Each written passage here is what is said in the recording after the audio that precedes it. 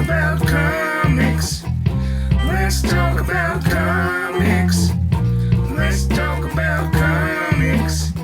Let's talk about Alright, big YouTube, it's Charles here, and the location is a little bit different, but you know what time it is? It's time for a comic review, so let's get into it. Today we're going to be talking about The Stitches, put out by Execution Posse Holdings and Keenspot.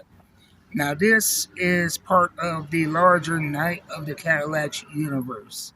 Night of the Cadillacs was the original comic book. I haven't been able to copy for myself, but it established this world that this book and a bunch of other books from Keenspot Execution Posse take place in. Books like The Stitches, Lipstick Clica, Kill Town, and Papa Duke. The quality has been up and down with this company and the books out of this universe, but it seems to be making a positive return, and that continues in this book, The Stitches #2. Give you a basic rundown of Night of the Cadillacs universe. It is a universe that's kind of a combination of vampire / gangland combination. And so you have these rival gangs of vampires that are trying to reach the top of the illicit blood market. And so it's a very interesting concept, but the execution has been up and down. Just for example, Kill Town, issue #1 was great. The art was great. The story was very interesting. Issue #2 was dog shit. Not gonna lie to you. And issue #3 was very good. The art was, the whole thing was pretty good. The art was different. It wasn't, to me, as fresh as #1. But I think that may have been kind of me getting used to this style and this universe. And the great thing about all of these different books, they have their own different styles per each gang. And this gang, the Stitches, they are a kind of nomad motorcycle gang. And in issue 1, it was all about anticipation and preparation of this attack that was coming. You didn't know who or what was attacking, but it was a threat that came around every so often. And the whole issue was preparing to protect their family and their caravan, if you will, from these monsters, which we find out were vampires. And in the end, what happened is a few of them ended up sacrificing themselves for the sake of the community, and we were left with that cliffhanger. Now, this number 2 answers a lot of questions. We find out that the ones that were sacrificed, per se, were actually they were going to be security for Papa Duke, who is like the top dog in this universe. And so instead of killing them or whatever, he wants to turn them into like a vampiric bodyguard corps. And so that's an interesting thing. And I like how it starts off in the first page here, where you see Papa Duke saying, "Welcome to Blood World." And then you see the neon signs with the different gangs lit up here in the skyline. The Chamberlains, Kill Town,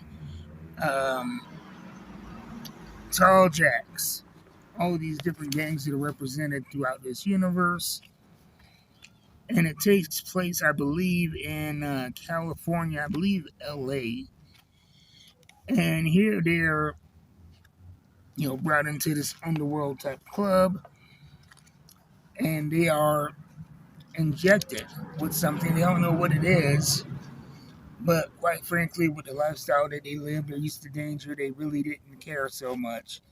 But they find out whatever was injected in them, it improved their senses, and as far as hearing, smell, and so many other things. And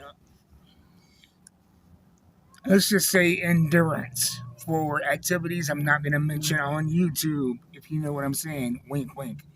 But let's just say it's not a book that you're going to want to get for your kids. But as they're enjoying themselves through the night, they're told there's only one rule: do whatever you can get away with, and they have to show up and meet up with Papa Duke at 5 a.m. for some ceremony. And this ceremony was to finalize their entrance into this vampiric gang. And it was a ceremony kind of bonded him to Papa Duke and his gang. And throughout this whole time while they're in this underground vampiric club, they are getting grief from the vampires. They're seen as low class and trashy, and they're expected to prove themselves. And pretty much what ends up happening is Papa Duke sets up a race between the gangs, and so it's going to be the Stitches versus some other gang. I'm not sure which gang it is, but it ends with them preparing for this race, and the Stitches, he's pretty much they have to win for their well-being. And so it's a very interesting book, definitely a quality upgrade as far as these books go. And the art is good, and it looks like we're going to be getting in, this month, the Chamberlains is supposed to be coming out. So I'm going to be reviewing that one probably. I think that, this company has come a long way from ambitious #1 books like Lipstick Clica and Kill Town. And then you go to Kill Town, which was riddled with mistakes. Everything from typos to spelling errors to just a lazy story. But this is a quality book that is well worth the $4.99 that I spent. $5.99. Comics are going up, tariffs, but well worth it. I suggest you give it a try if you're into gangland stuff and vampiric stuff. It's a slightly different take on that genre. So check it out in your local comic book store. And if you don't have a local comic book store, check out my friends at Coffee and a Comic. They ship nationwide and they have the best prices on shipping and an easy-to-use website. As well as if you're in the Wyoming area, check out Spellbound, Apothecary, and Entertainment. They ship for free in Wyoming for orders over $35, and you can find them in the Eastridge Mall in Casper, Wyoming. So I'll see you guys next time. Until then, keep reading them books. You know I will.